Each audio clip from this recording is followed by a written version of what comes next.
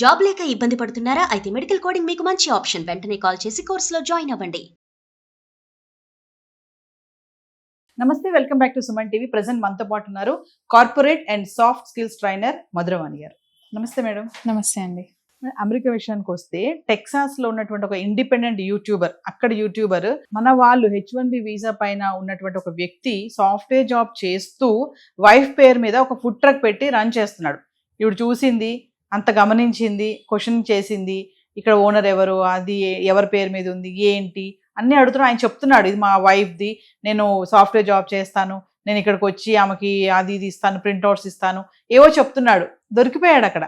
అంటే H1B పైన software job చేస్తూ సైడ్గా ఇంకేం చెయ్యకూడదా? అంటే మన వాళ్ళు మళ్ళీ ఇక్కడికి వస్తే ఇక్కడ ఏంటంటే మన వాళ్ళు ఏంటంటే ప్యాసివ్ ఇన్కమ్, మన ఇక్కడ ఉన్నట్టు 2-3 ఉద్యోగాలు చేస్తాం ఇక్కడ. అక్కడ అమెరికాలో ఇలాంటి ఛాన్స్ లేదా? మరి ఇప్పుడు అతను వీసా రద్దు అవుతుందా? జాబ్ ఇవన్నీ ఏంటి డీటెయిల్గా మాట్లాడుకుంటే? మన వాళ్ళు H1B మీద వర్క్ వీసా మీద వెళ్తారు కాబట్టి వాళ్ళు H1B వీసా ఉన్న వాళ్ళు ఓన్లీ వర్కే చేయాలి, బిజినెస్ పెట్టడానికి రూల్ లేదు. సో ఇప్పుడు అక్కడ ఏమవుతుందంటే చాలా మంది వెళ్ళి బిజినెస్ చేస్తున్నారు అండ్ జాబ్స్ కూడా చేస్తున్నారు. సో ఈ టెక్సాస్ లో చాలా అయిపోయింది. సో అక్కడ ఉన్న వాళ్ళకి ఇప్పుడు ఏమవుతుందంటే ఇండియన్స్ వచ్చి మొత్తం ఆక్రమిస్తున్నారు, మాకు జాబ్స్ లేకుండా వాళ్ళే ఓన్ గా బిజినెస్ పెడుతున్నారు అని చాలా గొడవలు అవుతున్నాయి. సో అక్కడ యూట్యూబర్ సారా అని తను ఏం చేసిందంటే ఇట్లాంటి ఏవైతే ఉంటాయో, ఎవరైతే ఇల్లీగల్ గా చేస్తున్నారు అనుకున్నారో వాళ్ళందరి దగ్గరికి వెళ్ళి చేస్తున్నారు. సో అట్లనే ఒక నవీన్ తుమ్మల అని తను గోల్కొండ ఎక్స్ప్రెస్ అని ఒక ఫుడ్ కార్ట్ నడిపిస్తున్నారు. అది కాకుండా ఆయన ఆ ఫుడ్ కార్ట్ వీడియోస్ ఇన్స్టాగ్రామ్ లో కూడా పోస్ట్ చేశారు. దాంట్లో ఏం మెన్షన్, నేను ఇక్కడ షెఫ్ ని, ఈ బిజినెస్ నాదే అని మెన్షన్ చేశారు. సో సారా ఏం చేసింది, అన్ని డీటెయిల్స్ కలెక్ట్ చేసుకుని వెళ్ళింది వాళ్ళ దగ్గరికి. ఎందుకు మెయిన్ గా అంటే ఇల్లీగల్ ఇది ఎందుకు చేస్తున్నారు అని, అంటే మాకు ఆపర్చునిటీ లేక మాది కూడా మీరే తీసుకుంటున్నారు అని.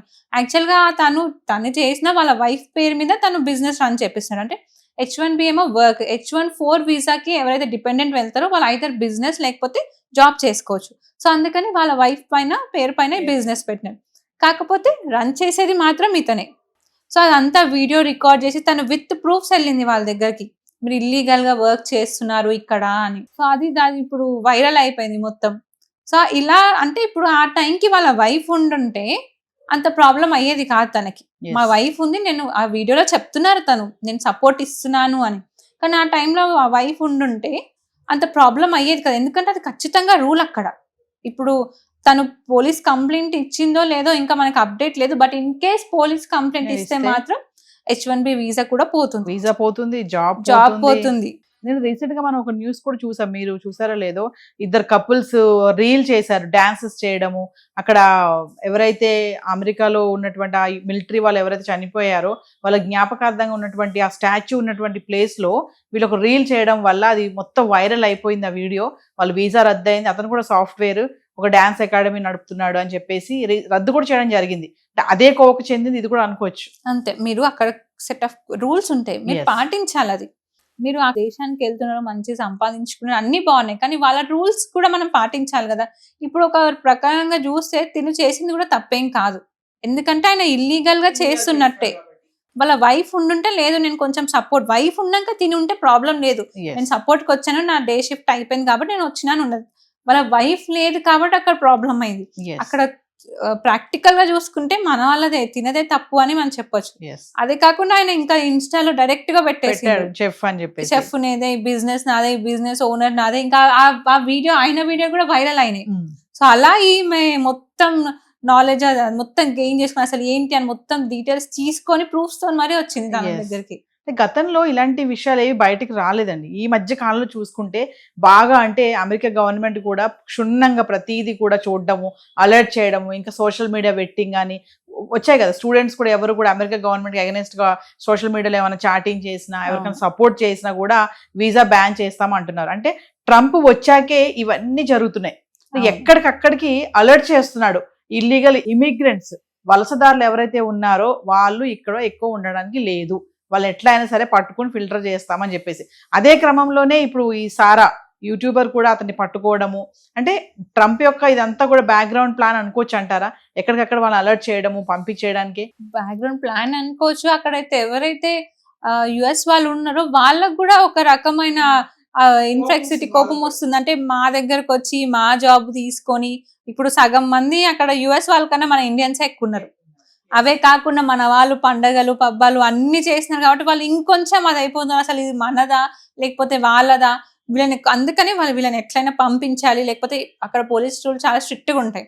ఒక్కసారి దొరికితే మీరు వెళ్ళిపోవాల్సింది. అందుకే ప్రతిదీ భూతద్దంలో పెట్టి చూస్తున్నారు ఎక్కడ దొరుకుతారా, ఎక్కడ వీళ్ళని ఇక్కడ నుంచి పంపించవచ్చా అని. అక్కడ అమెరికాలో కూడా యూట్యూబర్స్ చాలా మంది ఉన్నారు.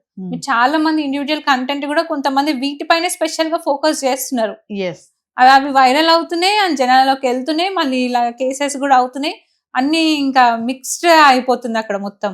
అంటే ఈ మధ్య కాలంలో ఇవన్నీ బాగా బయటకు వస్తున్నాయి కాబట్టి మన వాళ్ళు ఏవైతే ఇలాంటి పనులు చేస్తున్నారో అందరూ కూడా ఇంకా చాలా ఉన్నాయి అనుకోవాలి. అంటే కొన్ని కామెంట్స్ చూస్తున్నాను నేను.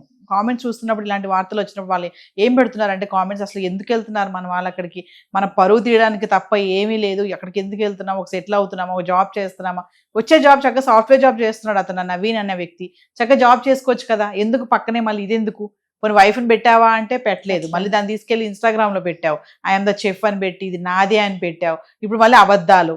అంటే ఇవన్నీ చూసుకుంటే మన వాళ్ళు అక్కడికి వెళ్ళి ఫ్యాషన్ గా వెళ్తున్నారు, జిల్తో వెళ్తున్నారు, బట్ వెళ్ళాక అక్కడ చేసే పనులు మాత్రం అన్ని ఉల్టా పల్టా ఉంటున్నాయి. అంటే బ్యాక్గ్రౌండ్ వచ్చేసి చూస్తే మన పరువు మనమే తీసుకుంటున్నాం అని కూడా చెప్పుకోవచ్చు. అంటే అందరు కాదు, కొంతమంది ఇలా చాలా చేస్తున్నారు, డబుల్ ఇన్కమ్ వస్తుందని, ఎక్కువ డబ్బులు వచ్చేసాయని, తొందరగా డబ్బులు సంపాదించాలని చెప్పి ఇలాంటి వేరే వేరే వేరే రూట్స్ తీసుకుంటారు. కానీ దానివల్ల అక్కడ పోయేది మన ఇండియన్స్ పరువు కదా. అంటే వాళ్ళని ఈ ఇండియన్స్ ఏంటి ఇట్లున్నారు అఫ్ కోర్స్ అంటారు, మన ఇండియానే అంటారు, కానీ మన వాళ్ళు ఒక దగ్గరికి వెళ్తే మన ఇండియాని హై పొజిషన్ లో రిప్రజెంట్ చేసేలాగా ఉండాలి. అఫ్ కోర్స్ కొంతమంది చేసినారు, ఇప్పుడు మనం చాలా గర్వంగా చెప్పుకుంటున్నాం, మన చాలా మంది టెక్కీస్ డిఫరెంట్ వరల్డ్స్ లో వర్క్ చేస్తున్నారు అని. కానీ ఇలాంటి వాళ్ళ వల్ల ఆ పేరు కొంచెం తగ్గుకుంటూ వస్తుంది మనకి. Thank you.